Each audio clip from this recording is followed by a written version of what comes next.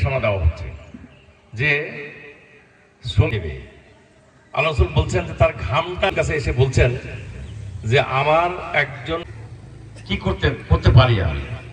আল্লাহ রাসূল পৃথিবীতে আর কোন তন্ত্র শেষ হয়ে যাবে।